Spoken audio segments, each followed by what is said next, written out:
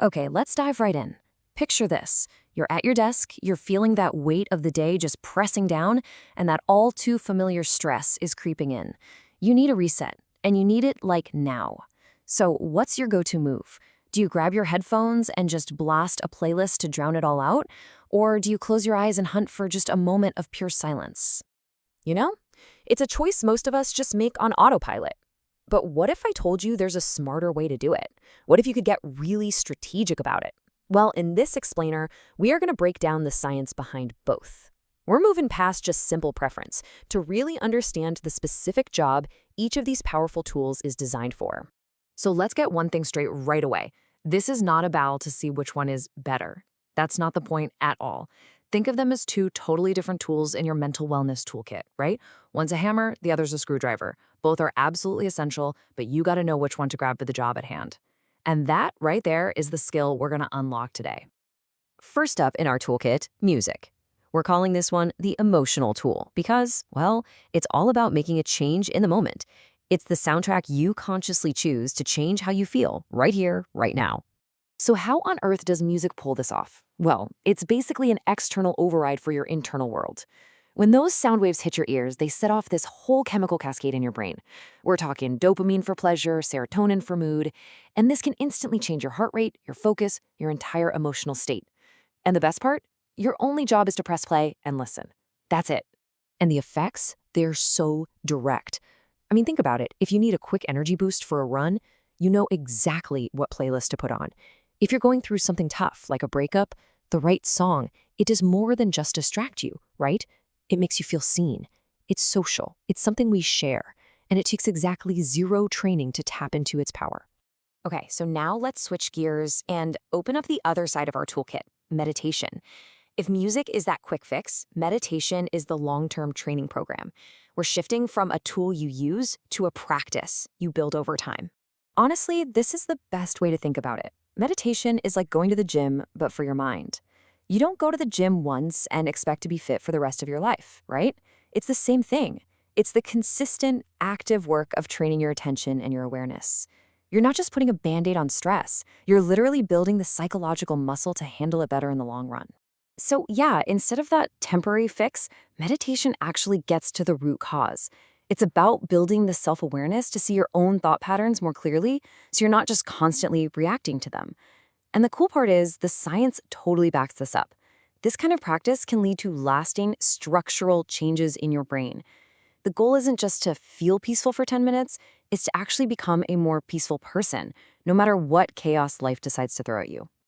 All right, so we've got our emotional tool for the moment, and we've got our mental gym for the long haul. Now let's really put them side by side to get at the fundamental difference in how they actually work. Okay, if you only remember one thing from this whole explainer, please let it be this. Music changes your current emotional state. Meditation, on the other hand, evolves your long-term personality traits. The analogy here on the slide just says it all. Music is like turning on a fan to cool down a hot room. It works, and it works immediately. But meditation, that's like upgrading the building's entire climate control system. It's a fundamental fix that changes how the whole system operates by default. Let's break that down even more. Just look at the mechanism row. Music is all about absorbing an external thing. Meditation is about cultivating an internal skill. Now look down at durability. One is temporary. It really only lasts as long as the song is playing. The other creates lasting, physical changes in your brain. That's the difference between renting a solution and owning it. But after all that comparison, here's the twist. You don't actually have to choose. In fact, the most powerful approach isn't either or, it's both and. So how do we combine that immediate relief of music with the deep training of meditation? Well, the answer is this really cool technique called mindful listening. Here's a super simple routine you can try like tonight. First, the musical warm-up. For 5 or 10 minutes, put on some calm, instrumental music.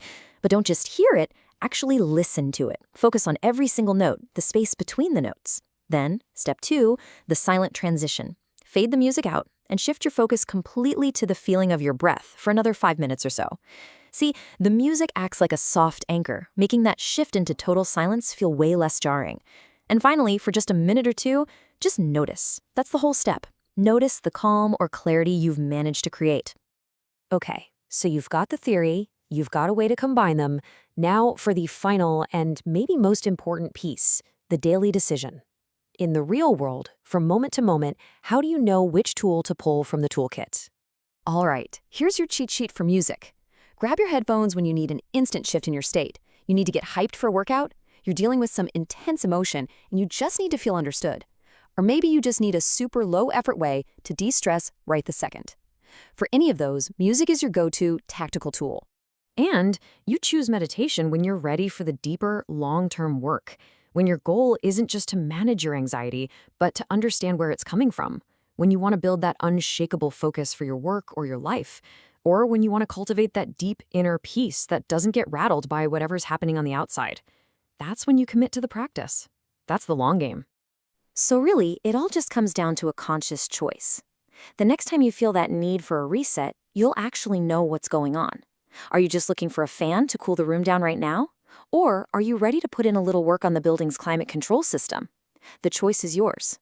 Are you going to listen to the song, or are you going to take a moment to hear the silence behind it?